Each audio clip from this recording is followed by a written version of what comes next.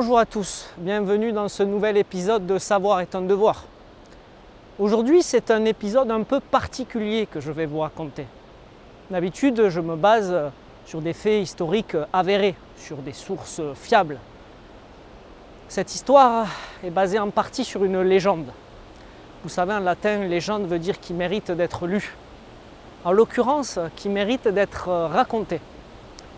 Cette histoire, c'est celle du maçon Panis et du pont du diable.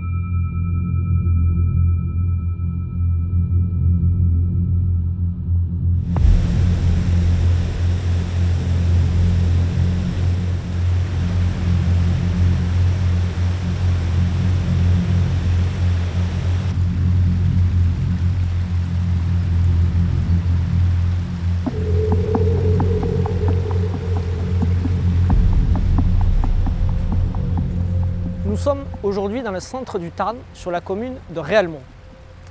Pour traverser le Dadou, qui est juste à côté de moi, deux solutions. Soit le pont de Gassalès au niveau de Réalmont, ou le pont de Trotteco sur la commune de Lombers et La Boutarier.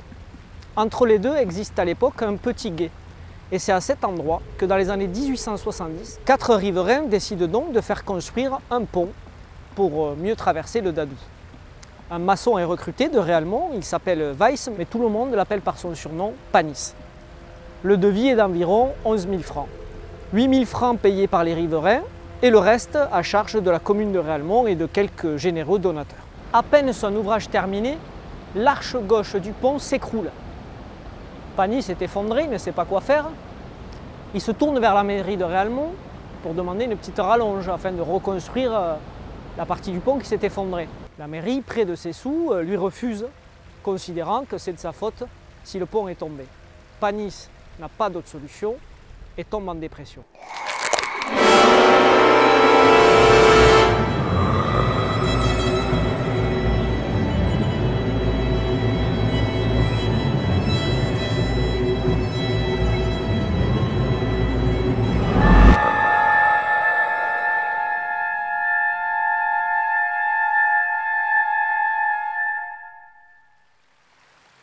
Bon, à ce stade, c'est l'histoire officielle que je vous raconte.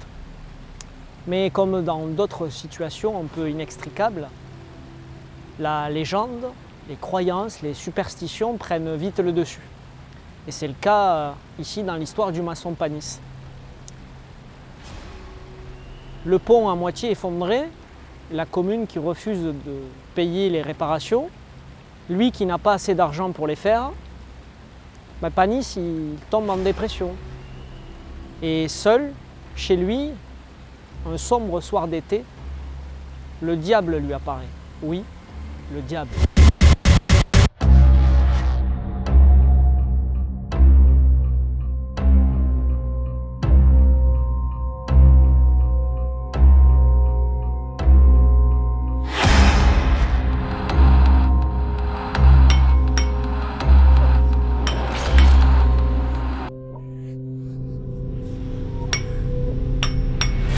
Panis, comme tu es dans la peine, veux-tu que je te vienne en aide?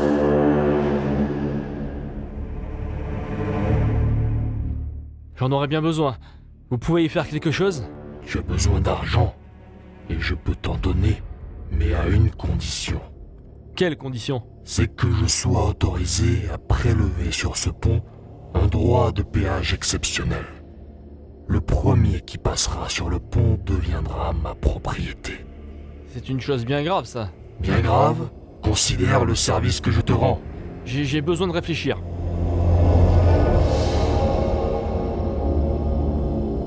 Et c'est là que Panis va trouver son ami, le meunier qui travaille au moulin situé juste à côté.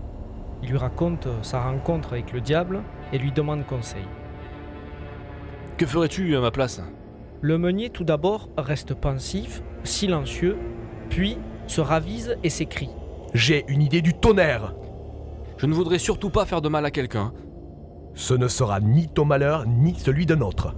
Et comment faire alors? Écoute, il ne manque pas de rat dans mon moulin. Si c'est un rat qui passe le premier sur le pont, il faudra bien que le diable s'en contente.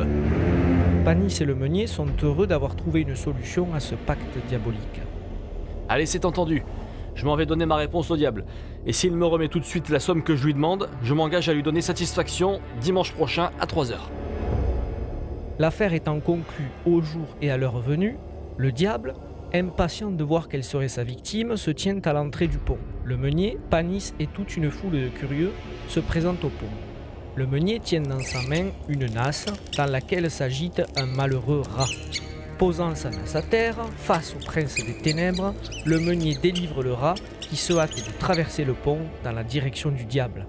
Le meunier, fier comme Artaban, rajoute « Garde-le bien celui-là, qu'il ne revienne pas, si besoin, on t'en donnera d'autres !»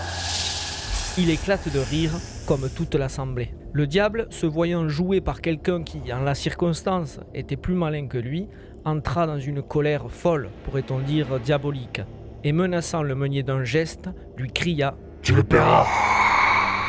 Le maçon Panis a donc eu son argent grâce au pacte avec le diable, mais le meunier qui a joué un coup au diable, pour lui ça s'est pas très bien terminé puisque quelques semaines après, il a fait faillite, il a dû vendre son moulin.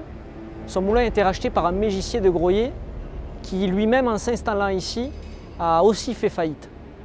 Est-ce que le diable a mis une malédiction sur le moulin? Nous ne le saurons peut-être jamais.